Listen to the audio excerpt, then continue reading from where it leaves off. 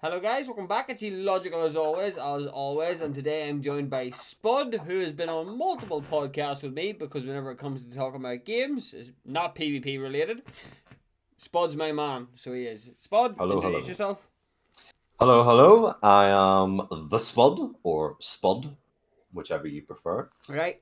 Now, most people already knows that, well, you'll be looking at as soon as you see the thumbnail, you'll know this is immediately going towards Dragon's Dogma 2 because as of right Mm-hmm. now, I have recently finished Dragon's Dogma 2. Yes. Right? And I want just to lay the groundwork, right? Spud, out of 1 to 10, so what in that range, what would you give Dragon's Mm. Dogma 2 out of 10? What would you give it? Mm. This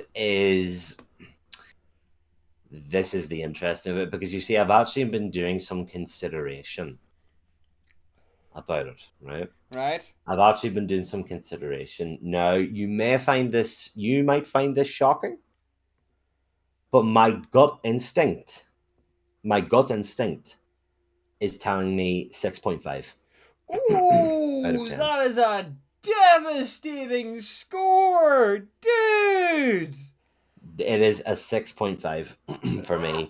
I can't go any higher would be superficiality, and I'm not going to do that. Now, I want to sort of outline some of the pros I found about Dragon's Dogma 2, Right, please, and then some because of the cons, because from when we spoke, pardon me, when we spoke the other night, you had come away from the game. But, oh yeah, I think I should also warn that there will be spoiler. oh yeah, There spoiler probably warnings. will be That is spoilers spoiler warnings. Yeah, for click what's off going to now be if you don't discussed. want it spoiled Yes, because we click will be off right talking. now if you don't want Dragon's Dogma 2 spoiled. If you want to play it yourself and come to your own conclusion, by all means. Yes, But so we will be don't delving take into anything spoiler we say for territory. don't take anything we say for granted. Considering Yes. I like Hellpoint, so Yeah. that's all I have to Well, at say. this point, you've got two Hellpoint enjoyers on this Like podcast, so but the thing is though, right, the reason why I have to use Hellpoint as the reference here is because there's so many people hated that game with an yeah, ungodly passion. But I yeah. found it just to be, it had lots of character. Like if it had been polished a little bit more, it'd be a perfect game. Oh, definitely. If they had just spent a bit more time polishing it, it Yeah, would be but brilliant. this is so as it sits, we are both Hellpoint enjoyers. But We are both Hellpoint the fact that enjoyers. he give him a give Dragon's Dogma a 6.5 out of 10. I need answers for this one, so I do Right. Okay. So because I'm gonna go into it. right, please. Now, before let's address the elephant in the room because we all know what happened the day Dragon's Dogma 2 launched. Right, for a We all start, know what right, right, happened. right, right, right, No, right. no, no. Hold on. There was multiple instances of misinformation that got Well, spread well, yeah. about that. No, I'm just saying. So what I'm basically saying is that is not the reason I've given it such a low score because I the reason I've given it such a low score is because I decided not to listen to all of these YouTube channels and all of these clickbaity articles basically saying about, oh, this, that's that, and the other. I decided, do you want to know what? I've been waiting the better part of a decade for this game. I don't give two hoots about what these people are saying. I'm going to buy the game myself and come to my own conclusion. I have since played through it twice. I've done 2 full playthroughs Right, of Dragon's Dogma 2. Now here's the pros. Well, first we'll start off with the pros, right? We'll right. start off with the pros of Dragon's Dogma 2. First and foremost, the game looks gorgeous. First and foremost. All right, all right, I've got one gripe to bite at that one. Right, I've got one Okay. gripe, but I'll bite at it later. Are you sure you don't want to address it Actually, I now? will address it now. There was an area in Batal Mm. that had the trees were 2D.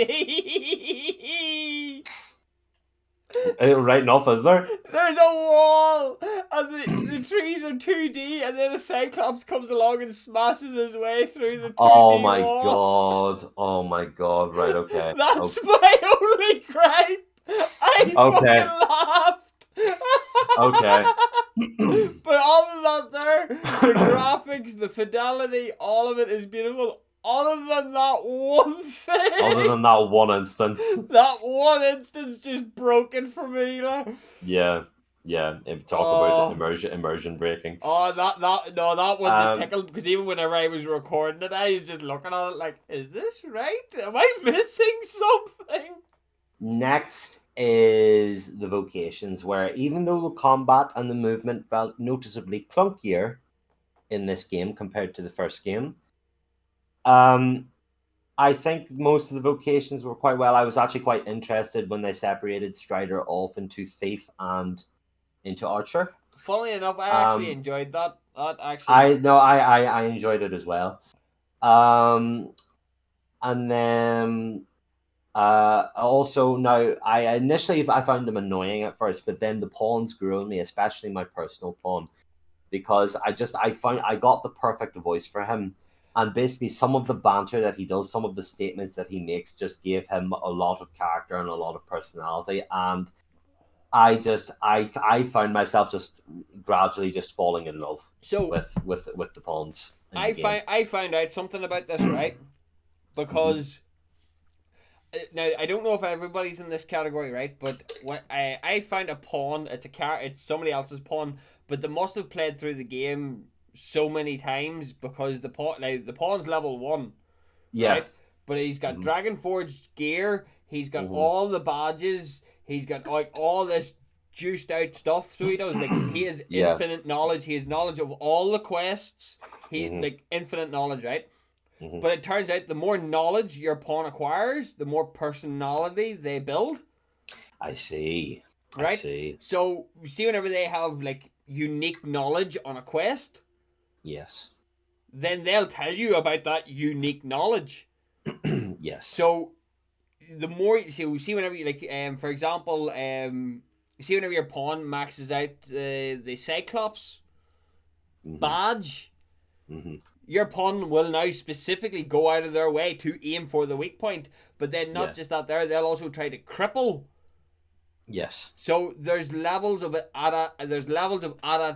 Adaptation. Adaptation, that's Adaptation. the word I'm looking for. There's levels of adaptation that your pawns acquire, but then at the Yes. same time, though, how I found out about the dragon illness, The Dragon's Plague. Yeah. the dragon's plague, right now, what came up on my screen was that I immediately went like during my first playthrough, I literally just picked up a random pawn, and it And brought up then it. Dragon Plague.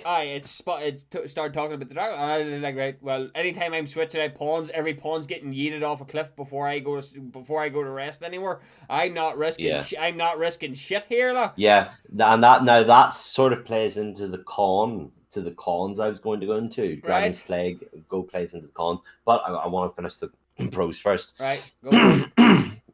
The game had a very strong opening premise. It really had me hooked. See, for those first few quests, when you meet, who do you meet? Who's the captain of the guard again? Brant. Brandt, yes. When you meet the captain of the guard, the opening premise of the game was very, very strong, I thought. Yep. And you and I both got the true ending. Well, there really is the true ending, but we'll get into that later. And to me, the true ending was very beautifully done. I think the sort of kinship it showed between you and your pawn at the end, the kinship that it showed, and the sort of the sort of fight to save the world from this tyrannical being, and the sort of the pawn sort of saying that your will has granted me a fleeting will all my own, you Yep. know. But the pawn would gladly sacrifice, but using its own free will, the pawn would gladly sacrifice itself for the Arisen because it has come to basically revere the Arisen that much. Right. So just to bring that out, just as you got to that there, right? How many Mhm. endings do you know of? I know of three. Right. If I'm correct, I know of 4. Four. Yes. Well, I know that there's the one. See, the thing about the endings is that's what actually leads me into the cons about it. Now, to finish off the things, I sort of like most of the vocations. The only one I didn't do is like the incense one. I can't The remember what it's trickster. called. Trickster. That's the only one Well, I didn't really bother about. I'll get it. I'll Um, be dealing with the trickster in time. So well, that's it the only is. one there. But see, this is kind of where it's a wee bit humiliating. Oh yes, new addition to creatures. In particular, the Minotaur and the Doulahan. Oh, I love those yes. additions. I love those additions. I Doulahan love the scared the addition. fuck out of me, so he did. I especially love the addition of the Doulahan because, lad, you know me, Irish mythology for the win, Yeah. boys. Do you know what creatures actually caught me off guard? What was that? The Doulahan, naturally. The Doulahan naturally, but the brine. The brine. The brine creatures. What brine creatures is that now? Whenever you're doing the unmirrored world. Oh yes. What you mean the red clouds? Yeah, the red clouds. That's the Yes. brine. Yeah, I know. So I know that's the brine. So the creatures that come with the brine, the 2 dragons and the 2 snakes. Oh, don't get me fucking. Oh, Jesus, don't get me fucking started. I'm not even gonna lie, right? I'm not even gonna lie, right? I got the one lucky. you fight in like the Colosseum looking place. Yeah. It is the most obnoxious fucking dragon boss fight in the No, world. right? I'm sorry. So, right, I'll get to that later. So I will. Right, continue on your train. Continue on your train of thought process. Yes. Okay, so now I'm sort of going to get into the cons. Right. Right. So first and foremost, now this is only a personal one. This first one's only a personal one for me. Right. I do not like Mystic Spearhand. I do not like it. I do not like that class. I would have much preferred that Mystic Knight make a reappearance. Make a reappearance. Haven't used it yet. I personally, it's not for me. Personally, it's not for me. I don't like it. And honestly, the fact that Mystic Knight has never made a reappearance in any other Dragon's Dogma game. Dragon's Dogma Online, Mystic Knight never came back. Dragon's Dogma 2, Mystic Knight wasn't there. The fact that it never made a reoccurrence, quite frankly, saddens me because I really love Mystic Knight. Right, I could dig into that a little bit, but I'll let you continue on. I understand. Actually, no, I can't. I can't actually dig into Mystic Knight breaks game balance. I've heard about that. There goes my remote. That's not what the issue is. It's because Mystic Knight never existed in Bournemouth to begin with. The location itself never existed. Does that make sense? It's like but it's the fact. Yeah, but it's the fact that that's arbitrary because the fact is that you have fighters, you have sorcerers, you have mages. Yes, but the thing is, right? The actual right. So to give it a bit more of an explanation, because I had found a book within Dragon's Dogma that explained why there was a difference because you're on 2 different continents. I thought it was 2 different. I honestly thought it was 2 different worlds, which I'll get into that. Right. By the way, it's the same world, but a new cycle. See, here's the thing.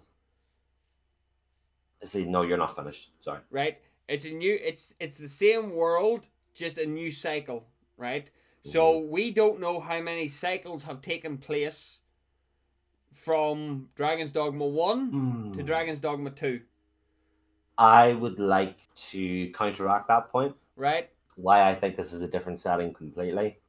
There's no Seneschal. Right. So this is where the shenanigans comes in because the Seneschal is the Pathfinder. I disagree. Why do you disagree? Because the Pathfinder, here's the thing. All right, we're sort of getting to this point a bit earlier than I had intended. But this is the reason why I don't like the Pathfinder. This is the reason why. Basically, and this also plays into the dragon, the choice you make before the dragon. In the first game, the dragon presents you with the choice. Sacrifice your beloved to me and I will make you the ruler of this land and I will take my leave. Or face me and prove that you're worthy to, with his constant cryptic sayings, prove that you are worthy to form the next link in the endless chain. Right. So now, how long? Can I finish? Yeah. Go. By comparison, in Dragon's Dogma 2, whether you fight the dragon or not, you go through the boss fight. It's sacrifice your beloved and get your throne, or kill me and get your throne. That's what it boils down to. The dragon in Dragon's Dogma, the Gregory-looking dragon, only exists to be killed. And then the Pathfinder throws... Basically, this is the analogy I like to use. Right. Let's imagine it's a Dungeons and Dragons game, right? Our Right. player character and the pawns are the players. Pathfinder is the DM. Right. Basically, the Arisen and the pawns, they derail the campaign, thereby leading the Pathfinder to throw a temper tantrum, basically saying, right, you ruined my role play. I'm going to destroy the world now because I'm a petulant wee bastard, basically. Because that's what the Pathfinder is. However, this is where I was doing more thinking about it. Right. Because coincidentally, you're also fighting a tyrannical god. Basically, that is the whole thing. You are fighting a tyrannical god because the whole Pathfinders thing is, oh, I grant purpose where none exists. So you could technically say it upholds the final thing, except the final fight against the Pathfinder's true form is the big massive dragon. Isn't even a boss fight. That's where your fourth ending comes in, by the way. Oh, is it? But yeah, we sort of got to that point because honestly, and this is where it sort of goes in. All right, so you've been sort of itching to say something for a while now. Yes, so I have, right? But as says, the fourth ending I need to actually test out. So basically, okay. Obviously, if you choose the true ending, once you get up to the heart, you stab yourself to kill the world unmoored. Yep, the world unmoored. Yes, and you kill you and the dragon. Yeah, you right? both go. Yeah, right. Now, to continue this here, right? I'm nearly sure that I'm nearly sure it'll just do a repeat, basically. But this is, as says, that what I'm saying is I don't actually know. I'm assuming there's a fourth ending, if that makes sense. But I think I think there's things that need to be dealt with first to get it. Because something tells me you can. To my knowledge, there is no fourth ending. Right? To my knowledge. But the thing is, though, is the fact that people are still finding shit out about this game. There is still hidden shit. Like as says, I have found several hidden quests throughout my playthrough. That I found instances of it as well. Right. That I didn't know about, but so I'm curious to see if there's a fourth ending. Because right, so this isn't something you've heard about. This is an experiment you want to run, and that is what I'm going to currently do. So it is because I'm currently now doing my second playthrough. So I am. Plus, I was looking through hidden trophies and shit like that. Like that there to see what I missed and stuff. Yeah. Like for example, just as you brought up vocations, I missed a vocation. Wayfarer. That's it. The jack of all trades. Yep. So I'll deal. I have an idea where it is. I just need to find it now. Yeah. Right. But taking that into context, right? If you listen to what the dragon says to you on the way to the fight, the dragon is trying to see if you are capable of not adding a link to the infinite chain. Yeah, I did get that, but where the dragon is just as tired of this endless battle as what you are. Exactly. Basically. Right? The dragon is just as fed up with it. Yep, and the reason why the Pathfinder is the Seneschal, and this is how I know, is because he can reset your universe. Because whenever you're talking to him, if you don't use the Godsbane Blade, you are literally stuck in an infinite loop. So you are. But again, as you say, it's either thrown or thrown. Because if so the way it works is this is how I'm assuming these endings work is, as it says, you can sacrifice your loved one to get your throne and the red dragon will fuck off.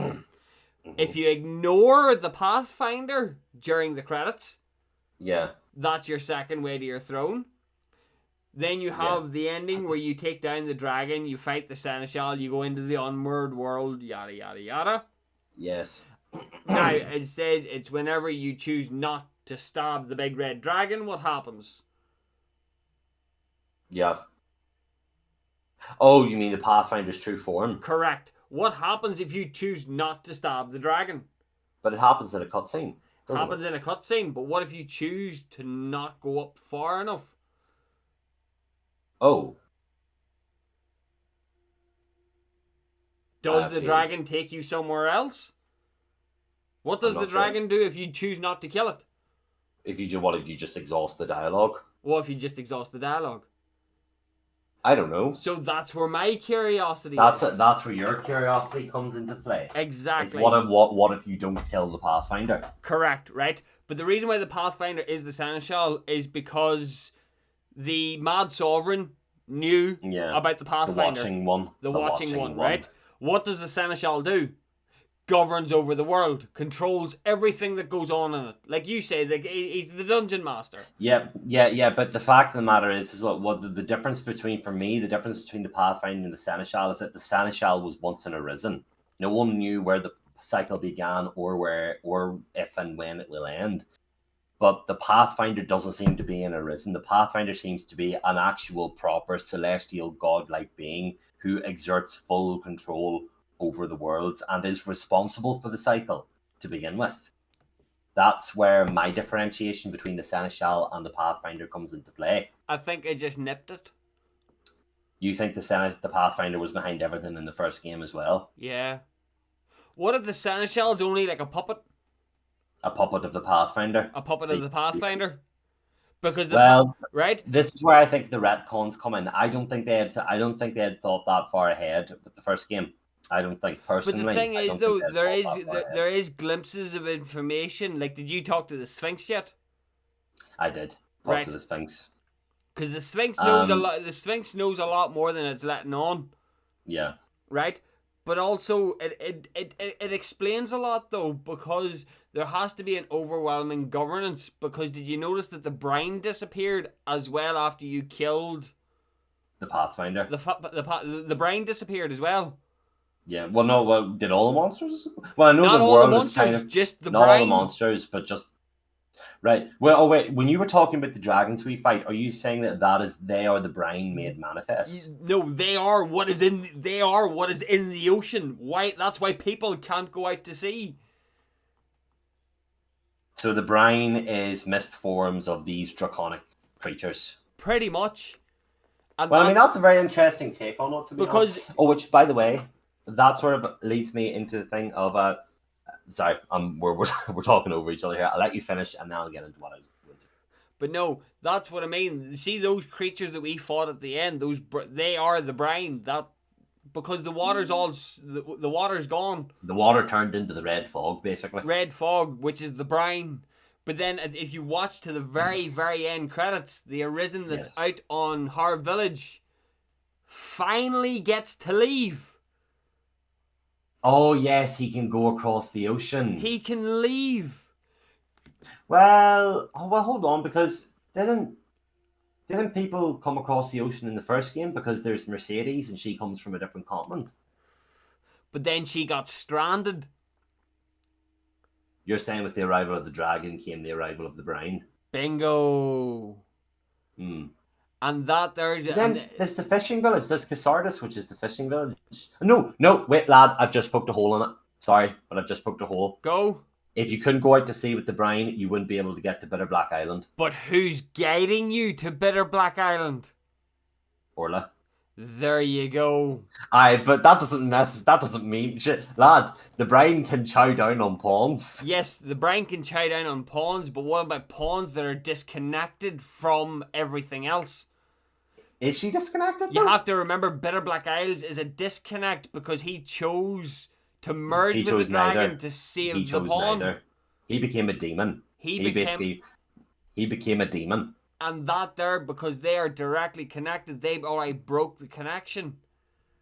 Which, that's another thing that really annoyed me, is why the hell didn't they dive more into what happened on Bitter Black Isle with Ash and Damon? Because Bitter Black Isle's a prison. But here's the thing. Right? Do you remember the guy, Barrett, I think his name is, the merchant guy? Yes. On Bitter Black Isle. He's another Arisen. Yeah, he's another Arisen. But there's one phrase he always said that has stuck with me since the day I heard it. And it's basically after you defeat Eamon a second time, where the dragon face on his chest comes to life. Yep. And he starts, and it's mostly magical attacks he does. Yep. He does against you. Bart, he said, or I don't know if his real name, I think it is Bart, is his name. I think so, yeah. He goes, there's a darkness, it bears the stink of the dragon. And this is the bit that has stuck with me. Just what have you gone and woken up? You see? That's the bit that sticks with me. It's the bit, and then that sort of begs the question, well, hold on a minute. What have we gone and just woken up? because even he doesn't know what it is. Yes. He So does, it's and he's something been on, worse. and he's presumably been on Bitter Black Isle for quite some time. He's presumably been there for quite a while. See, And so he's like, like just what have you gone? Like, what have you done? What have you woken up?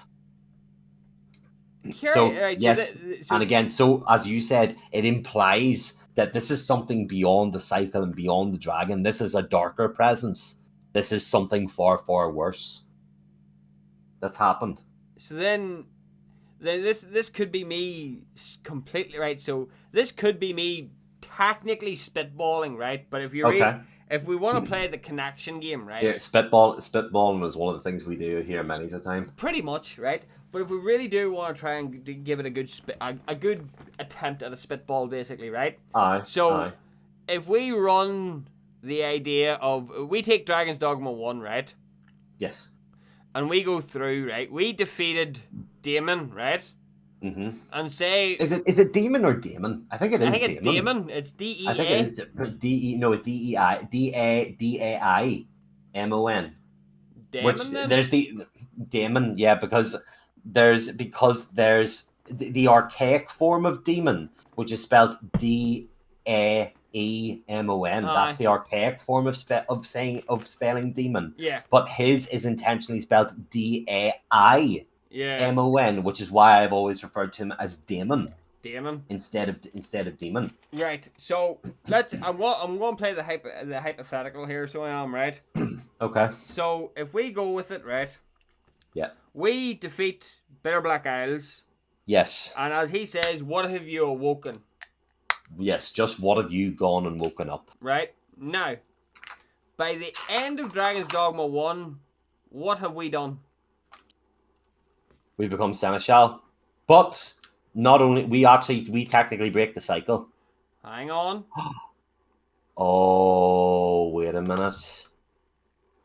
I think I know what you're leading to. But go on. Right. So technically, yes, we do become Seneschal. Right. But what do we do? We stab ourselves with the God's Bane blade, thereby leaving the throne of the Seneschal vacant. And the what world. What did we release? We released Damon. What was within inside Damon is the question. You think that which was inside Damon gave birth to the Pathfinder? Bingo. That's a pretty fun theory. I'm not gonna lie. Right? That's a fairly Because fun theory. The throne of the Seneschal is empty. It is empty. We know the big red dragons are axe arisen. Lad, that actually plays into something. That do you remember what the second form of Damon says? I have seen a countless myriad souls, yet grander than all the heavens. Yep. Such a base and trifling creature as man, and yet at once is he the master of this great imperial flow. And so that would imply that whatever this being is, it has knowledge. That basically what Damon in his second form, whatever it is inside him that says that, it knows things beyond the cycle. The cycle is not where it is. The Seneschal got what the previous Seneschal told us. Oh, this place is not but empty beings. The people are not but empty shells, in that regard no different than the pawns. The Seneschal had it wrong, because it says, I have seen a countless myriad souls. But how could souls exist if everyone in the world are just empty shells and there is nothing for them thereafter? Why do they have souls? How could they bear witness to a countless myriad of souls? Bingo. So the Seneschal had it wrong. The Seneschal had it wrong, but something needs to sit on the throne. The throne cannot stand empty. Right? Because the reason why I find the Pathfinder to be the Seneschal, well, not the Seneschal, but I think it's sort of in the name. It's basically, the Pathfinder, he creates paths. It's basically what he says himself. He brings purpose where there is none. Which is the removal of free will. Yes, which is the removal of free will. Everything must pay. Everything must go according to his design. Correct, because remember whenever you give him you give the guy, he's under phases, you give him the God's Yeah. Bane blade. Yes. And then the Pathfinder just so happens to change Just his so mind. happens to change his mind. Yeah. Yeah. Just conveniently have. I honestly, whenever I saw as the Pathfinder kept showing up, I sort of thought to myself, yeah, this guy's shady. He's shady. He is shady, but that He's there's shady, boy. primarily because he wants the flow to continue. He wants the cycle to continue Wants he thinks if this world doesn't continue the cycle, then there is no use for it anymore. It is an empty world. Pretty much. Because it has not gone in accordance to my design. See, this is what could raise my score to a 7 for the game. So something a bit more, because this is what raised my score to a 7. Because the more I thought on it, I thought to myself, well, hold on a minute, is it really that bad? Because you are essentially saving the world from a tyrannical god, and you're saving the world from a tyrannical god, and you are basically giving the world back its free will. Bingo. Because by taking out the Pathfinder. So in a way, that actually makes the ending a lot more emotional. Oh, I see. I only fucked I up. actually, I really, in my endings, right? I only fucked up one ending. Which was Hugo's, the coral snakes. Oh yeah, that was the only quest I fucked up. That actually brings me to something that else I wanted to talk about. So more is sort of in terms of the game's layout. Another thing that I found very disappointing about the game is, well, sorry, no, you want to say something? I was about to just bring up the difficulty spike. So it was the difficulty spike. Oh, once you're going from Har Village to the checkpoint village, see the difficulty spike in that area is unreal. But see once you go from checkpoint village and try to get to Batal, see the difficulty spike. Yeah, there is. I'll admit with you, there is a difficulty spike, definitely. But here's the thing. Here's a few instances. One thing I was disappointed about is that we didn't get a one-on-one with the false sovereign, because I think that would have been very cathartic. No, not a one-on-one. It's not a one-on-one. He's hiding behind the pawns. Yes, but that gets corrected.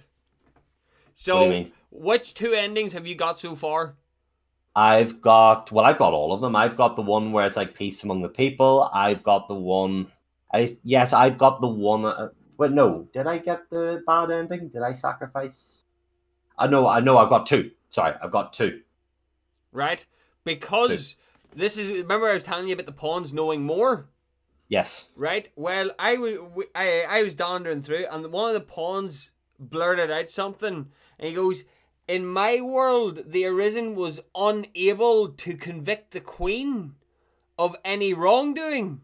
And I was like, whoa. Is there a completely different timeline I don't know about here? Like, where we actually get to deal with all these guys? Yeah, and see, that's the other thing. It felt like for me that Queen Disa's whole storyline, Queen Regent Disa's whole storyline was just completely dropped midway through the game. It wasn't. That's what it felt like for me. Because did you know that Queen Disa and Phases are in love with each other? Yeah, no, that's one of the bits where I love my pawn, because he would comment on the fact of, have you heard of the recent rumors regarding the Queen Regent? Yeah. And this is oh, yeah. Why are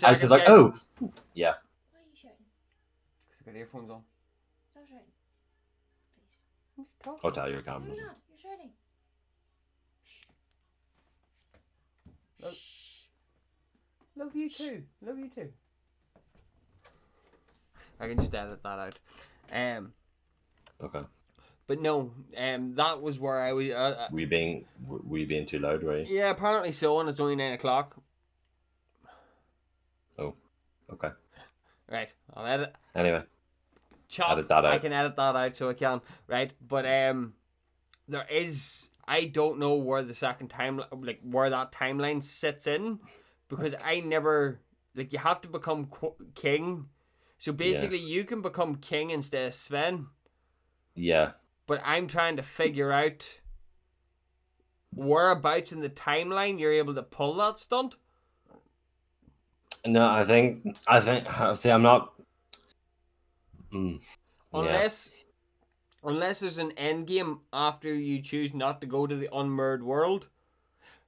Or unless there's maybe, I mean, I don't know. See, it could be a reference to anything. Because some of the quests are on the timeline as well. But no, one thing about it is, for me, the whole. See, there's this like random mercenary guy like Randall, who you can have a 1v1 with because Yep. he wants a worthy opponent. But Randall didn't really seem all that much of a character to me. I was like, okay, I don't really care about this guy, you know. So right, I don't really know what makes him an accomplished swordsman. You find that out later on. I found his quest. I found his quest as well. But the two times that you do technically see him is on the carriage, and whenever he's escorting Phases. Oh, the first time we meet him is in Batal as well, and where he steps in on the street brawl. You run into him a few times, but he's also does an R quest up near Melv. Okay. And you find him up there as well. Okay. Like, this is what I mean, is there's still information that people don't know. Yeah. Because whenever I went looking, like, I lost a quest, like, for whenever you get into the checkpoint city, do you know what their orb, the jewel you have to find? The jadeite orb. Yes. There's a quest connected to it too. Mm-hmm. That pulls... Which, by the way, that's the guy, it's the Beastrin and the jewel seller. Yes, but that quest... You give the Beastrin the false one and the jewel seller the real one. Yeah, but that quest pulls you miles away in a different direction once you find the connecting quest for it. Yeah. So you have to now run away to... but the thing is, the wiki knows nothing about it, because whenever I found out about it, I was just like, right, let me pop onto the wiki, see what the situation is with this quest. But I actually found out about it through the wiki. I found out about it through... You can duplicate the jadeite orb. Yeah, but I mean, after you've done that. At the Sphinx. Aye, but I mean after that. I mean, the jadeite orb actually has a use to make a staff. Oh, it does it? Yeah. Like, this is what I mean. Like, but it's considered a quest item, like the God's Way. Yeah. It's a quest item. And I'm like... Yeah. But where the fuck did this come out of?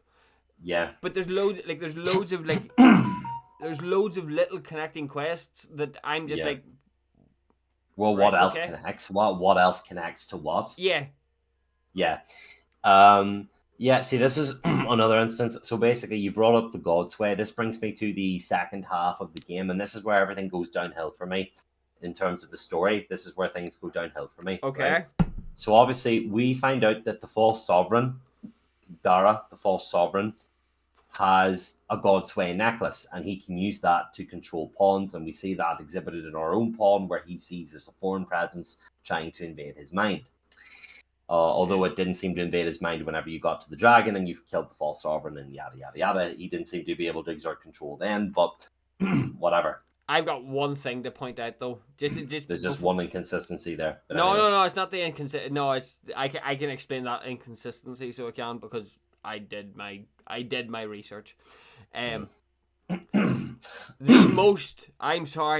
The most karma-inducing moment was whenever Phases summoned the corrupted dragon and was like, I will remake this world in my own image. Yes. And then the actual big red dragon just comes down and is just like, bitch, people saw that as them trying to remake, the Elysian moment, where basically Grigori swoops down and kills the Elysian. Oh, that tickled me so. That tickled me so much. That's where it got to the point, because like the quest description said, bring the God's Way to Lord Phases, and I was like, why am I? Surely, do I not want to stop Lord Phases? Because he's sort of been hyped up as a villain. Surely, do I not want to stop Lord Phases? And not to mention, why am I bringing him a God's Way? Because he already has a God's Way staff. Yes. So why am I bringing? Oh no, it's the God's Being blade. Aye. That I have. But that dagger has more power than that. Yours is the purest version of it. His is a corrupted version of it. His is a man-made version of the God's Way. Correct. Whereas the one that you get was the Ours is the genuine article. Ours is the God's Bane blade. Yes. Ours is the genuine article. Ours is the genuine article. Yes.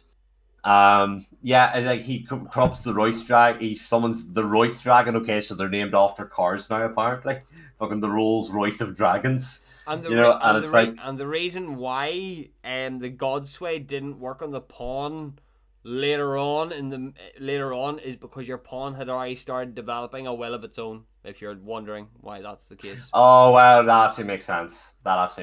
Your pawn had already started developing a will of its own. That's fair enough. So I did like the Gigantus fight. I like the Gigantus. The big construct statue that comes out of the ocean. I liked that fight very much. I liked its music. It had a big thing of gravitas to it. Did you know that you can rebuild it? I did not know that. Uh-huh. Oh, fair enough. I only found out about it because I was nosying through the trophies. Yeah. You can help the Gigantus walk again. Can you? Yeah.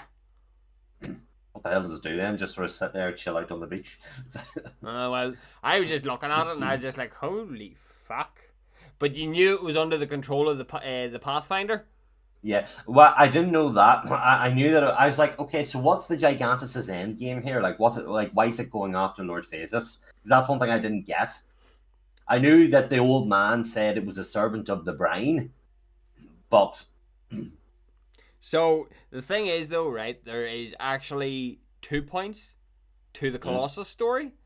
Okay. Well, from what my assumption is, there's 2 points to the Colossus story. By the way, my pawn had another line regarding the Gigantus that I loved, which is, the Gigantus has overstayed its welcome. It's high time we show it the door.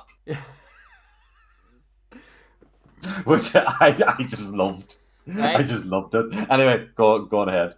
Because I noticed that there was a weirdness whenever I was making my way, because whenever I was doing, you're meant to sort of break the Gigantus and like break it down. Yes, you break out all the crystals. Yeah, well, in either my game was being weird, or I don't know what, but I had to fight the military. No. It's not that you had to fight the military. The military were fighting the Gigantus. But the military was hostile to me. Towards you. Unless you hit one of them by accident? No. I had hit the first... I was pursuing It might have been a bug. It might have been a bug. Aye, but every enemy in the way up was hostile to me. It might have been a bug, because that's never happened with me. But every enemy was attacking. Everyone was attacking. Everyone was attacking the Gigantus, but they weren't attacking me. Where my issue kicked in was the fact that whenever I died at the Gigantus, I had no wake stones. And my game, I accidentally hit. I lost my shit because I basically got fucking dogpiled by enemies. That's an issue I'll bring up, but that's a gameplay issue. I'll bring it up. It might have been a bug. It might have been a bug. But then I rested at the inn, and then I couldn't get it to recreate. And I was like, what have I done wrong here? Because something tells me that depending on what quests you do or what choices you make, you can actually get the Gigantus. You're actually on the side of the Gigantus. I don't know, but on what I says, I'll try and do it again in my second playthrough, because I think you're actually able to assist the Gigantus to help you get to the tower. To get you tapped to Blue Moon Tower. No, not Blue Moon Tower. Moon Glint Tower. That's what it was called in the game. Moon but Glint Tower. there is a few quest lines that I sort of done goofed in, but then at the same time I don't know what quests I missed. Yeah. Here's another thing about it, right? Because obviously there's the two characters, Ulrika and Empress Nadinia. And they're on the box cover art. So it would lead you to believe that they are integral to the story. And in fact, I think even the developer said that the two characters were very crucial to the story of Dragon's Dogma 2. And I found myself, well, they're not. You can romance Ulrika, sure, you can romance her, but Empress Nadinia is in no way integral to the story. She is. I don't think she is. She is, because I fucked up I know she has quests, and that's the other thing. She only has 3 quests, No, and you can't even properly romance her. no, You can romance her technically, but it's like, but she doesn't have like a nice wee cutscene or anything. Did you save her? I did. From the assassination attempts. I think you have to let her die. Really? Mm-hmm. What, for her to have any relevance? She must die. Because this is going to be a weird question. Mhm. Did you come across an ethereal wakestone? And I came across an eternal wakestone, which don't even get me started about that, because that thing pisses me off. Right, but did you come across an ethereal one? I've come across an eternal one, not an ethereal one. Right. So I went on to This is the first time I'm hearing about an ethereal wakestone. So I went on to the wiki. Mm-hmm. Turns out there's only one per game. Are you sure it's not an eternal wakestone? Ethereal because it's blue. Ethereal wakestone. Check it because I can't. I was looking at this here and. No, there's only eternal wakestone. Let me read out its description. Wakestone revival item with a similar function to a wakestone, except it can revive multiple NPCs in a single use. Right. So then, yeah. Sorry, it is that one. Sorry. Eternal my mistake. wakestone. Eternal wakestone. Eternal wakestones are also used to resurrect quest bearers. Oh, are they? So they are, because before my game corrupted, Mm-hmm. she died, Yeah. and I just so happened to have one, and you can use that to resurrect her, and then that continues on that quest line. Yes. So there's a break. Yeah. Oh. But you say there's only 3 quest lines because Well, yeah, because there's the one where you save her from the first assassination. There's the one where you attempt to uncover it, and then there's the one where she travels to Vermin's capital city. What do you call Vermin's capital city again? I can't remember. Vernworth. Vernworth. Yes, she travels to Vernworth because basically the Myrmicolian, the Rose Chateau, it's apparently used as like a safe shelter for refugees. Yes. And like Beastren, it basically delves into the whole, the humans' racism against the Beastren and all that kind of stuff. But then again, that's kind of superficial. It's not really spoken upon very much. Did you do her not quest? Really... Which quest are we specifically referring The girl to? that owns that brothel. Yes. Did you finish it to yes. completion? Yes, I did. I have romanced her. With Lady Wilhelmina. I have romanced her. Right, so you know that she's half Beastren then?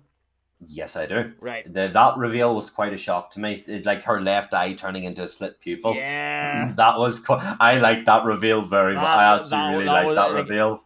But that was so cool. That's what I mean, like, whenever you I didn't take after my father or my mother, except in one regard, and then her the one eye, the one eye goes into a slit pupil. But no, so apparently there is a court scene where you can convict the queen.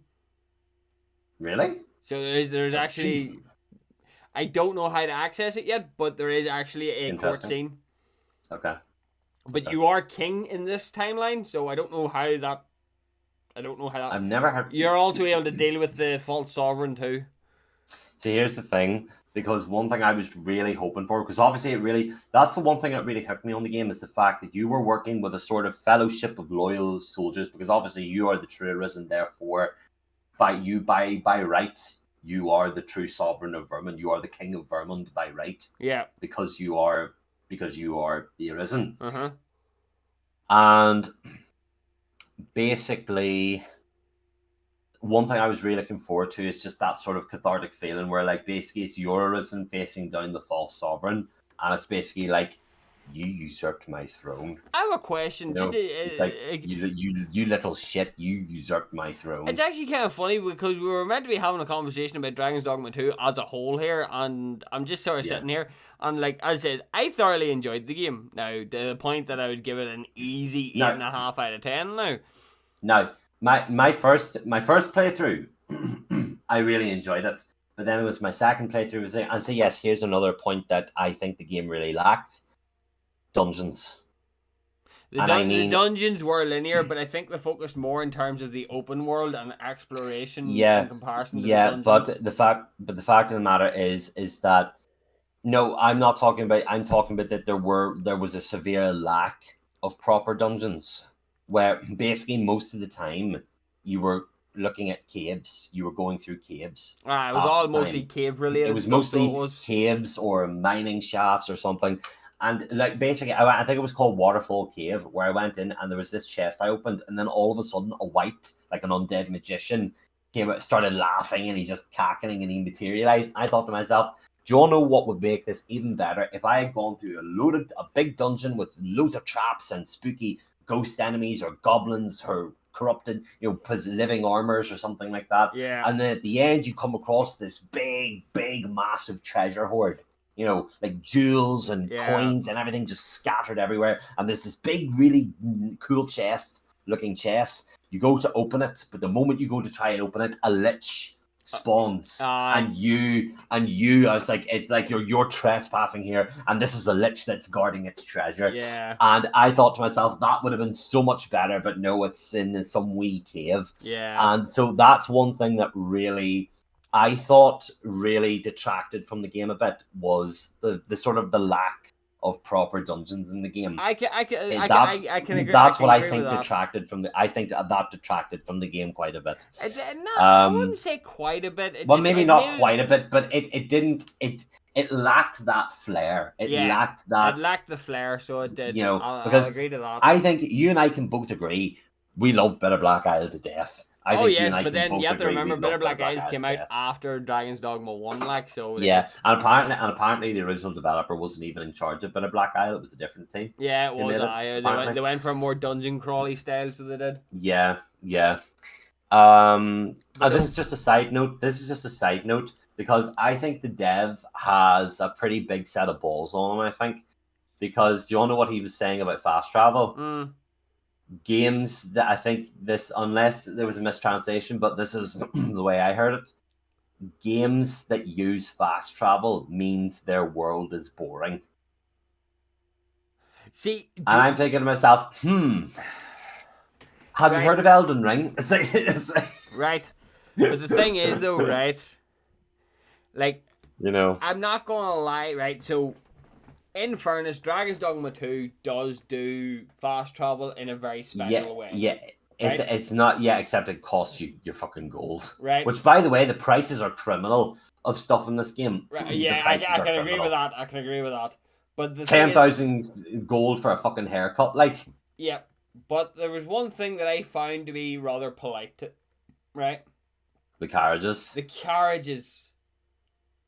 But the thing is, crystals. The port crystals, yes. The port crystals. At least they didn't get rid of the port crystals. Right. The port crystals are fine, right? And then you can go and buy. I think there's a total like 3 or 4 of them in the world that you can go and find. Yeah. Right now, again, port crystals are more of a convenience teleportation item, right? Yeah. But the thing is, what I found so nice and saved me so many times was the fact that you had carriages roaming the wilds. Oh, yeah, and you could hire them on the spot. See, that to me was fucking god tier, because the thing is, though, is the fact that... That was pretty good. Yeah, that's pretty good. I'll not lie, that is pretty good. He's not wrong in the way it says, if your open world requires fast travel, then it is boring. I can't really deny that, but then, like, if you compare... But then you have games like Elden Ring, where it's anything but boring. Right, but here's the thing, though, right? Look at Elden Ring in comparison to Skyrim.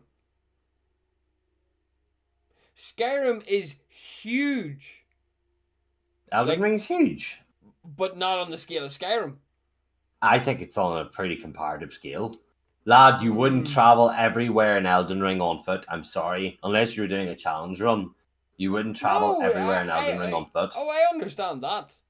But there's where the thing, though, is the fact that obviously you have to go and find the destination first. But the thing is, though, if you consider the density of enemies and the density of things to do between Skyrim and Elden Ring, there's a pretty stark difference. Skyrim, you just want to go from A to B. Whereas in Elden Ring, you go from A to B, but fucking hell, you could run into 30 caves on the way. Yeah. So you could. Yeah. But then the thing is, though, right? Then you have the likes of Dragon's Dogma, is the fact that you have griffins that'll randomly attack you. You have trolls, Minotaurs. cyclopses, minotaurs, Minotaurs. goblins, Doolahans. Doolahans. They'll just come out of nowhere, randomly spawn, and come and just try That's to murk another you. thing. Yeah, that's another thing, though. Is one thing that actually did get on my gripe a wee bit as time went on is the fact that I couldn't take 5 steps without getting into another combat. But see, I was like, I would fight in a combat, and then I'd take a few steps, and there's another combat, then a few steps, in another combat, then a few steps, another. I'm thinking to myself, Jesus Christ, can this game calm down with the monsters for a bit? But the thing is, though, that's why they have patrols. The thing is, though, we're going into this here instinctually knowing that this world is hostile to begin with. Mm. So we are, because what you're just after describing is no different to Elden Ring. Well, yeah. Well, I suppose in Elden Ring you can just ride past a lot of the enemies on torrent. Right, whereas you don't. In fairness, you really do not have that luxury in Dragon's Dogma. Which is something that annoys me, because then sometimes you can get a Cyclops that attacks you mid-journey in the middle of the night, and then it destroys your carriage, and then you're fucked. No. Do you want to know my greatest? Like, do you want to know what the greatest? Like, Dragon's Dogma, right? Dragon's Dogma 2's biggest fuck you to me was I was fighting a golem. Right. Then a griffin appeared. So I was fighting a golem and a griffin. I actually think that happened to me, where I was fighting a golem, a griffin, and I think I accidentally aggroed another golem nearby. Right? No. You think that's bad, because remember I told you about the. Where was the cockatrice, though? Where was the cockatrice? It's hidden away, so it is. Right? Now, let me explain this very quickly, right? Okay. So, I was fighting a golem. Mm-hmm. Then a griffin appeared. Right. Then I got attacked by a swarm of dogs. Mm-hmm. Then a swarm of goblins. Mm. And then a dragon appeared. At one stage, I got chain lock killed. I burnt through nearly 40 potions. I got chain locked. That's stuff that really makes me. I never do it, but that's the kind of stuff that tempts me to throw my controller at the wall. That fucked me off. Yeah, I will admit, talking about it actually does make me want to play it more, to be honest. But another thing I took great enjoyment of was taking a flight in a griffin. Yeah, that is pretty cool. You could also fly the Sphinx, did you know? Yeah, I found that out too. Yeah, I did that the first opportunity I got. I was like, "No, you're not getting away from me, bitch!" And then she just took me to the, takes you to your second thing. Yep. Like the thing is, like, as a whole, it's the same as you can do the same to harpies. Harpy, you can actually, like, if you use a harpy beacon and attach yourself to a harpy, can use a harpy beacon, yeah. Right? The thing is, though, as a whole, the game is fantastic. There's, like, as I said, like, I couldn't get over how good the game was, right? Yeah. Like, as a whole, the game is good, right? Now, is there nitpicks we can make? Most certainly. Yes, most certainly. But we can do that with every game. But just don't disingenuize it, because I came across a video. Now, I don't know if anybody in the Dragon's Dogma community is ever going to watch this video, right? But I discovered something recently, that the Dragon's Dogma 2 community is horribly split down the middle. Yeah, I discovered it too, because there was a YouTuber I used to watch who, for the sake of respect, because they've stepped away from the platform because of the toxicity. I watched her video! I'm gonna is it recording Discord or just us two, just our icons? It's recording the two video screens. Right, so it's not recording the text chat? No, it's not. Okay, right, I'll type the name into the text chat.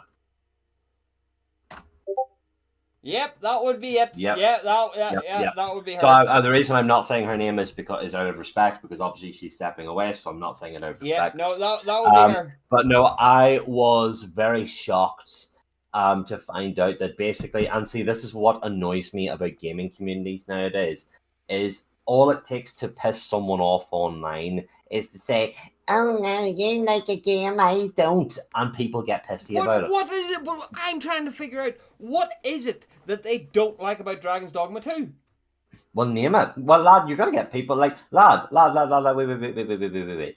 If that's the reason that's an opportunity. See, you're gonna get people who like it and dislike it for different reasons. But You're gonna get people who like it and dislike it. You know. Look at Hellpoint for an example. Yeah, I know. You're gonna get people who like it and dislike it for various reasons, right? So there's really people could like it. Some people could have genuine gripes that they think, all right, this actually ruins the fun in the game for me quite a bit. So because obviously each individual experience is different. There may be commonalities, but everyone's own individual experience of something is unique to them. Right, considering we're on this conversation now, so we are, right? Okay. What is from your opinion, what is your biggest gripe with the game? Do you all know what my biggest only my biggest gripe with the game was upon reconsideration of when recontextualized, and I just think the story was a bit flaky. Right. Because you know me. Yeah, whenever I play a game, man. I'm a story man. Right. Whenever I play a game, the story was a bit flaky for me. I felt that there were things like the Sacred Arbor Village with the elves, for example. I think that could have been explored a wee bit more. I think there was only 2 dwarves in the game. What I would have really hoped they did was like an underground dwarven city. That would have been really cool. And I just sort of saw things that I don't think the whole conflict between humans and Beastren has been done very well. I don't think Batal is really anything to write home about. Right. And so there's just these different instances where I felt it didn't reach the potential that I personally think it could have reached. Right. So yeah, that's 100% fair, right? But all of this here can be changed with DLC. Yes, right? that is one thing I will. Now, here's the one thing I will say: if there is a DLC drop for Dragon's Dogma 2, I will play it. I am not adverse to playing a DLC for Dragon's Dogma 2. I will give the DLC a fair crack. Right. I will give it a fair chance. Yeah, it's the same as everything. Sure, fucking hell. It's the same with everything. It's the same with everything. Here, yeah. I'll tell you this first, right? Before you fight I'm assuming you're going for the true ending for Hellpoint. Hopefully, yes. Before you go for the true ending for Hellpoint, do me a favor. Buy the Blue Sun DLC. Already did. Oh, Got it did on you? discount. DLC is bullshit hard, so it is. But anyway. Is it? Right. Oh, it's bullshit hard, so it is. Mm-hmm. But right. Now, as I says, I can go through and sort of nitpick at the gripes that you have, right? Mm-hmm. Because I only really, right, considering I only finished it yesterday, right? I really only have one colossal gripe. And what's that? The enemy density and the constant chain stun lock shit. Yeah. That's my only gripe, right? Yeah, because what happens with the knackers in Batal or even the goblins have got something will knock you, and then a goblin will stomp you. Then another goblin can come and stomp you, and it really you can't do anything. I 100% agree. That is so annoying. Yes, I 100% agree. Right? Now, but that's from a gameplay point of view, right? Yes, that's a gameplay point of view. Yes. If I take it now, it says I am going to do further playthroughs and so on and so forth because no harm. This game has me addicted. Not gonna lie, right? But the thing is, you're bringing up points like Batal not being all this hyped up stuff, right? Well, it's nothing to write home about. But the thing is, though, what you're missing is the fact that Batal is involved with a war that they didn't even know they were involved in. What? Did you not know? No, this? there wasn't. No, there was a war between Batal and Vermin, yes, but it only gets talked about in passing. Yes, but they are currently they're currently taking part in a usurpation of Vernmouth. They're currently dealing with a usurper. Like they're currently helping a usurper that they don't actually know that they're doing. Oh, with Phases. Sovereign, you mean? Aye. Oh, Phases, yeah. But Phases is working with Vernmouth. Yeah. And Vernmouth is working with Phases, but the thing is, Batal actually has nothing to do with it. Batal is a spiritual town. Yeah. But then you have the magic, the forbidden Also, magic lab, their hatred for pawns makes no sense. It never really gets explained. right? But the thing is, though, as you say, it gets explained in passing. The reason for their hatred of pawns is because of the Mad Sovereign. Oh. That's where that hatred comes from. That's where all the chaos in this continent takes place. Is the Mad Sovereign. And the Mad Sovereign also founded Vermont. The Mad Sovereign, whenever he slayed his dragon, on that dragon's bones, Vermouth was discovered, right? But the Mad Sovereign's a beastren. Yes. Where are human. natively from? Technically, they're natively from Vermont. No, they're natively from Batal. No, lad. Here's the thing. I've heard it from a pawn in passing. Vermont used to be a beastren kingdom. Yes, but the thing is, though, what happened was it came generations later, right? So to explain this here, the Mad Sovereign is roughly about 1, 2, 3, give or take 400 years old by the time we find him. Okay. Right? Because an arisen only appears roughly every 100 to 150 years. Mm-hmm. Right? And there's been the Dragon Forged and us. You've got the Dragon Forged, then you had the Spear Hand, then you had your lady at the very end, Luz. Yeah. Who are all arisen. Is she arisen? She's an arisen as well. And then you had your old man at the docks and arisen as well. Oh, right, okay. Right? And the reason why you know he's an arisen, because if you die in the unmurred world, if you die at all by anything, you wake up in his shack. You become him. Yeah. So he's an arisen. The spearman's the guy that gives you the mystic spear is an arisen. Luz is an arisen, and the Dragon Forge is an arisen. Right? They're the 4 arisens plus you is 5. Right? So technically, there's 5 arisens already in the world. That should not be possible. Well, no, the whole idea is that they are former arisen. Former, but they're still arisen. Yeah. We don't know but there can only be one arisen. There can only be one arisen to be the ruler of one arisen per dragon. So then, how are all these other arisen existing? Correct. If we're meant to be the arisen. Correct. Right. The reason why the sovereign of Bournemouth is an arisen is because the Mad Sovereign himself was an arisen, right? But so then that set the precedent. Right, that set the precedent for the sovereign being an arisen, right? But the reason why he's called the Mad Sovereign is because he discovered that there was a greater power. There was somebody pulling the strings. He discovered about the Pathfinder, which is why he basically went on a mass murdering rampage, trying to root out any and all of the Pathfinder spies, which caused the war with Batal. Yeah, and that is why Batal and Bournemouth do not get along because of him, and they dubbed him the Mad Sovereign. Because where is his capital? Where is his castle? It's beneath the ocean. Beneath the ocean, but it's the connecting point between Batal and Vermont. Yeah. Between Batal and Vermont. Yeah. And that's what happened. So it was because of the Mad Sovereign that the war broke out, because he became paranoid. Yeah. He's the Mad King from fucking Game of Thrones. Yeah, you could argue it's arguable that the Mad Sovereign was trying to free the world from the thing of the Pathfinder, where he just went mad in the process.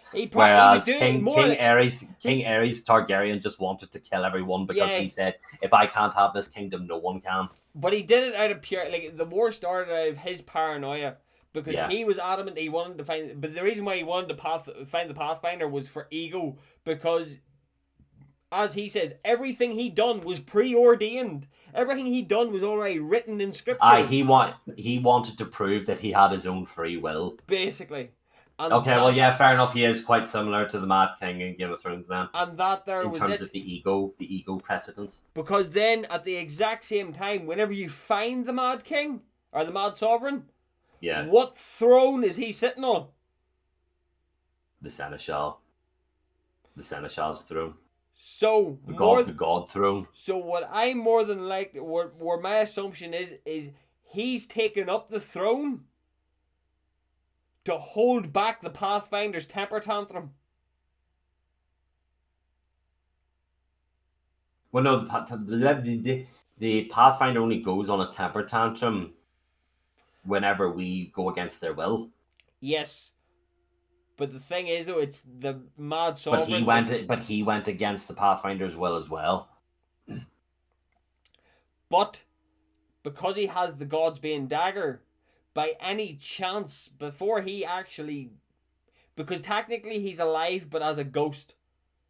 Yeah, Right? It's his soul. His soul lingers. Is it the potential that he did become Seneschal so he could help the next Arisen deal with the Pathfinder? Kill the Pathfinder. Could very well be. Right? But that there's what caused that entire issue is the fact that, and that there would explain why Batal doesn't like pawns, is because of the Mad Sovereign, Who was in the Risen. who wasn't Arisen. Yeah. Yeah. I sort of forgot where I was going. Well, talking about it definitely makes me want to play it again. But no, like I said, I think depending with if or when or if they ever do a DLC, I am hoping that it will definitely add a bit more depth. I do hope they incorporate a bit more of a dungeon crawly aspect into it, because I like my dungeon crawling in these. So in do these I, games. but I what I want to know is where people's gripes are, because as I'm that's impossible for me to say. I don't know anyone, lad. You get some people who just complain for the sake of complaining. you can't like, I understand you can't satisfy everybody, but take the game at face fucking value. Did you enjoy the game? Yes or no? Yes. So why are you hating on it? Like, I understand the whole hating on it whenever it came out about the whole pay to win. Like, hang on, wait there. I got my PlayStation open here at the minute. Let me type it. Let me see here. If I go to fucking DLC expansions, right? So you can buy port crystals, warp location markers. You can buy port crystals. You can buy rift crystals. What the fuck are rift crystals even used for? You use them to hire pawns. You can also buy certain items at pawn guilds. Which is what? Dyes and glasses? Dyes and glasses, pretty much. Yeah. Right? So, utterly redundant. You can buy fucking wake stones, again, utterly redundant. Because you find plenty of it in game. Exactly, and you get them from other pawns peoples as well. Explorer's camping gear, redundant, because you find one within the first fucking half hour of the game. Yeah. Was this here ambient rift essence again? What the fuck? Okay, the music and sound collection is only really there if you're looking to actually support the game, lah. Yeah. Right, what we got here? Art of Metamorphosis, which is a character editor. Not like you can't do that anyway. The Heartfelt Pendant, a thoughtful gift. That's what a bouquet of flowers is for. Yeah. What else have we got? And then you've got fucking Evergold keys. Like, none of this stuff is required to play the game, so why are people bitching about it? Because lad, this is the way it works, is that the Western market has been utterly flooded. You know yourself, it's been flooded with microtransactions. So now that's basically built up a stigma to microtransactions. The minute anyone sees it, they go for pay to win. Then naturally, as we all know, gaming journalists and people, they jump on the bandwagon, they jump to conclusions before even playing the game. And this is why I found out about all the misinformation. That's where the point where I said, right, fuck the lot of you saying this. I'm going to play the game and come to my own conclusion. And that's basically where I sort of stopped paying attention to that kind of stuff, because I found out about the misinformation aspect. I've got one other point to make. I've got one other question to ask you. Yeah. Right. See, whenever you were going from Melv to Bournemouth, that quest that brings you there. Yes. Did you follow the quest line, or did you go there by yourself? My first time I went there, I think I followed the quest line. Did you know that did you know like there's like 3 ways to finish that quest? I did not. This is what I mean, but this is what I mean. There is branching directions for every single quest. I will admit, one thing I really enjoyed, other than fighter, one class I really enjoyed was sorcerer, because I am sorry, I love whirling a tornado. It's And not even that there. It's the fact that they added the quick cast function. You use up extra stamina so you can instant cast your fucking spells. yeah, Because yeah, I'm sorry, right? I'm gonna make this really clear. See, dealing with the brine creatures. yeah. See, Makes it a piece of piss. see, is it high 11 that it brings down the multiple lightning strikes? Yes, See, that's it. see That's it. that spell trivialized those brine bosses. It just Yeah, I will admit, I did, even though like what I did say one of those fights was fairly obnoxious. I do have to admit, I liked that they introduced different draconic creatures in it. And I'm sorry, this is another con about the game. All of the equipment the Dragon Forged sells you looks so fucking sick. Yeah, but you need those All of fire the crystals. yeah, to get I know the worm life crystals. Yeah, but I don't care. That gear is so sick. Yeah, It is so sick. but there's what I mean, right? So you have that there, like I says, that's your end. There's your end. That's your end game gear. equipment. That's your end So game it gear. is. Yeah. But like Yeah. as I've says, like I've went through the game once now fully. Now, quite clearly, I have not discovered everything I need to discover. Yes. Right. But the thing is, though, right, as a whole, I would give the game easily an 8.5 out of 10. Upon discussing this, I would actually like to raise my score to a 7. You Out of already 10. raised it to a 7. No. I said I was tempted. I might raise it to a 7, but I would like to officially raise my score from a 6.5 to a 7, personally. Right. Because I've sort of the whole conversation, like I said, I've been doing sort of some rethinking. Again, it's just the case for me. I just think it had potential in certain areas that I felt the devs didn't really could have acted on a bit. Explored They could it have, a yes, little bit more. exactly. They could have explored it a little bit more. I think if they had just explored those areas a little bit more, it would have turned out to be a phenomenal, easy 10 out of 10 game. Easily 10 out of 10. As for your question, honest to God, I don't know why the community is so split about this game. Like, Honestly, I think you've got the people who enjoy it, and then I think you've got the Dragon's Dogma 1 diehards who but like, don't basically... get me wrong, Dragon's Dogma 1, don't get me wrong, it was good. It was good, but it wasn't... It was good, but for a fantasy game, it was pretty dry. The base game, we have to, let's address the elephant in the room here. You have to admit, like, don't get me wrong, the creatures and the combat were brilliant. Chimeras, the golems, the griffins, the cockatrice. Let's be really clear here, right? Yes. Dragon's Dogma 1, from a gameplay point of view, I find Dragon's Dogma 2 better. I equally like them both. From a Right. gameplay point of view, I like equally. Personally, I think that they have improved on it. Okay, fair enough. Right. Fair enough. Personally, I believe they've improved on it, right? I will remain firmly rooted in the thing of I like both Dragon's Dogma 1's gameplay, and I like Dragon's Dogma 2's gameplay. Right. Personally, I like it. So, that's 100%, right? They're similar games. Yes. It's the same skeleton. It's the same skeleton, So just it is, restructured a little. right? Like, the way that I'm looking at it, right? If we go through it really, right? In terms of game design, so that there's your graphics, your enemies, the way the game operates, stuff like that there, is all close to 9 out of 10, in my opinion. Yeah, I'll agree with you there. Right. Thief was definitely, like the vocations, again, I didn't really try Trickster. Mystic Knight wasn't for me, but the rest of the vocations were pretty solid. I'll go through and my goal is I'm going to max out every vocation. I want to see what every vocation has to offer. Right? I have seen gameplay of Wayfarer, and I'm going to admit that some of the gameplay I've seen of Wayfarer looks so sick. Right? So that's that, right? Yeah. Enemy design is absolutely phenomenal. Oh yeah, brilliant. Love the design of the Minotaurs. Love the design of the Doolahans. The white magicians and the Lich magician and the Liches have had a big step up Oh in yeah, terms of their design. right. They're just fantastic. Absolutely. In terms of, we'll go with cutscenes, story cutscenes. Fairly good. Quite frankly, I thoroughly enjoyed it. See the opening cutscene Fairly where good. you're riding the Griffin? Mwah. Yeah. Chef's kiss. And I think you and I will both agree with this. See that ending cutscene, regardless of whether my own thoughts, that ending cutscene, the true ending cutscene, just gets me Oh yeah, every time. big time. It just gets me every Big time. just the music, and then it goes through like all your like things of like your pawns, and then it just ends off with your main pawn stats, and then just the music as your main pawns, and it's like stats come on screen. Yeah. It just the music ends perfectly. Right. It's just like yes, Right. yes.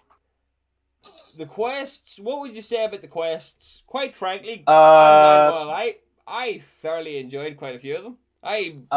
The earlier quests, quite good.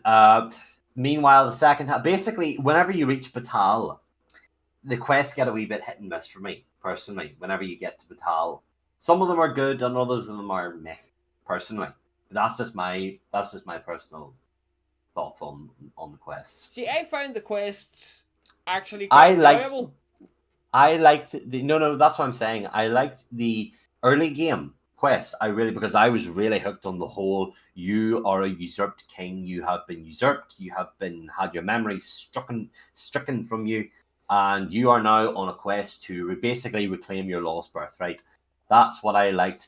I think one thing that would have benefited if there was a proper stealth mechanic.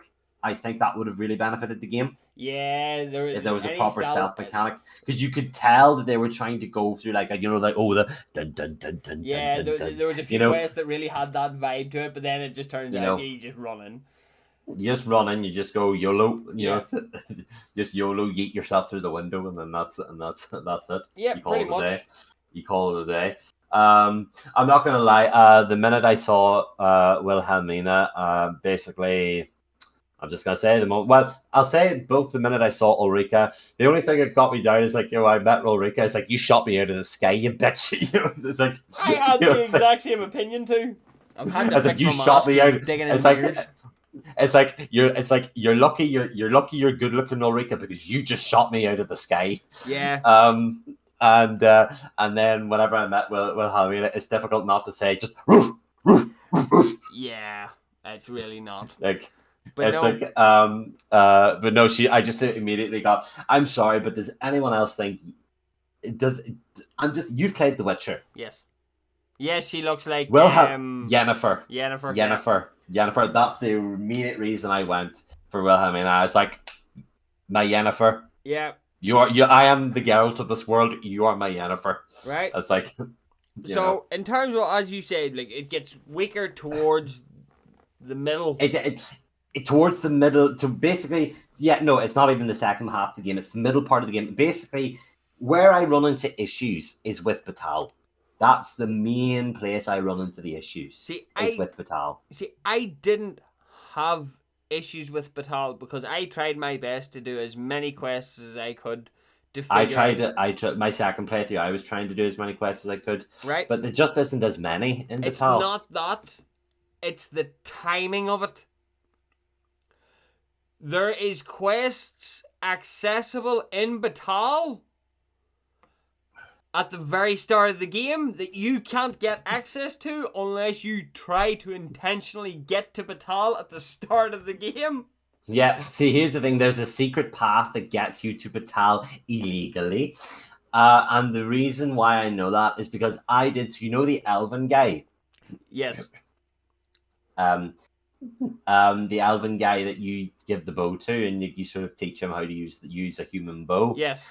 There's the whole. So basically, I fucked up in my first thing again because basically, I couldn't save the Sacred Arbor because basically the head elf was like, "Oh no, we have lived here for thousands of years, therefore we die here." Yeah. And I couldn't convince him to leave because I didn't do the Heart of the Arbor quest. Yes. So basically, my second playthrough, I was like, right, where's his sister? Because basically she's the one who gives you the quest. Yes. And like she tends to the Arbor Heart. Yes. And basically this is where you find, so basically you need the Elven speak, the woodland folk, speech thing Yeah. for your pawn. I find that Elvish. unique. I find that to be interesting. Your pawn. So basically she says, oh, they need Quiventia, and then my pawn then goes, Master, Quiventia is the Elven word for scale cinder. And so that's basically says, scale cinder is native to the smithcraft of Batal. Yes. So so there's a smith in Batal, scale cinder. I wonder who that could be. Brocker. Yeah. The dwarven blacksmith in Batal. And this is why I really, honest to God, wish. See, this is another instance where I think they could have explored more of the game in depth. Because obviously, what's the one thing we know about every fantasy world with elves? Dwarves and elves don't get along. Do not get along. That is the one universal truth of most fantasy worlds. Yes. Dwarves and elves don't get along. But there's the thing, right? There's quests accessible in Batal. So, you've got your first. Yeah. Whenever you talk to Captain Brandt, you have to do the monster call, the Yes, masquerade, the Magister, who doesn't really make an appearance again, which I'm quite disappointed yes, about. he does, but he takes that. There's what I mean. That's what I mean. There's quests. Basically, if you miss out on one quest, you miss out on that entire branch of quests. So it's like a tree. Yeah, but then we should be used to that there from Dragon's Dogma 1. Yeah, well, yeah. So we should, if you miss out on one quest early game, you fuck up that quest later on. Yeah. And that's what I mean, that's where my argument comes in. There's also another fun aspect about the game. If you get a high enough affinity with certain NPCs, some of them will be fighting each other in the streets. I've seen that. Because they basically want you all to themselves. Yeah, but then because you get a high affinity with them, that also accesses other quest lines as well. Yeah. That's what I mean. There's so many hidden quests in the game that it's damn near impossible to figure it all out. For example, there is quests in Batal before. If you meet Captain Brandt, don't access any of his quests. You can go to Batal, and there's a whole list of quests that you don't have access to by the time that, because the way that the story progresses is once you find out about the Godsway, you make your way to Batal. Yeah. That's the official point you go to Batal. Yeah. But there's quests in Batal, once you get to that cutoff point, the quests in Batal are no longer accessible. And that's where that's what I'll be doing. And also the problem is you'll randomly, when you go through back Batal, the city, you'll randomly aggro guards because the guards will be like, "Oh, what are you doing here?" Pretty much, yeah. Because you're there illegally. But no, for me to have, as it sits right now, for me, I'm going to give it a solid 8.5 out of 10. As it sits after this discussion, I will raise, like I've said before, after this discussion, I will definitely raise my score of it from a 6.5 to a 7. Right. Now, what I'm going to do is I'm going to continue on my second playthrough.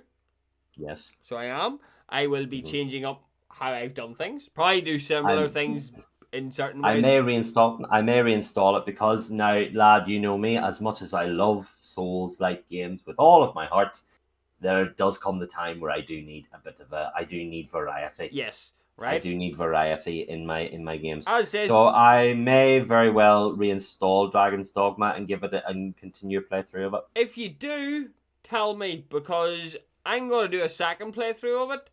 Mm-hmm. And change up a few things, get a different ending and so on, and see how I feel then. I sort of see, because it seems to be for me, whenever I do a second playthrough things, it's almost like, the honeymoon phase wears off, and then you sort of, Yes, but the thing is, what I love about NG Plus is the fact that you keep all your stamina, so that means I can just yeet myself from one area to the next in lightning speed. Yeah. So that's what my plan is. I'll do another playthrough. And we'll see how I feel after it. Yes. And then we'll see how we go from there. Because I do think that there is more to do. One thing I will say is that I do genuinely hope they make a DLC for that. I hope that's not where Dragon's Dogma 2 ends. and I do hope they make a DLC for it. I do too. Because I do think, provided the way they go about it, I think they could really make it something very special I agree. with the DLC. Well, I think we'll call it there, so we will. yes, that's a good point to call will it. I think. So, thank you all for joining me and Spud for this lovely little Let's Talk About Dragon's Dogma 2. Because Yes. that was actually a very good... I like these chats. I like these chats as well. So I do. So, guys, I hope everybody enjoyed. And let this be a lesson that people can have their differences about a game and still talk about it reasonably. Yeah. This is why me and Spud talk whenever it comes to storyline games, and this is why me and Streaks talks whenever it comes to PvP. Simple as. Anyway. Right, so thank you all for joining us. Remember, guys, not everything goes to plan, and I'll see you all in the next one. Bye! Bye-bye.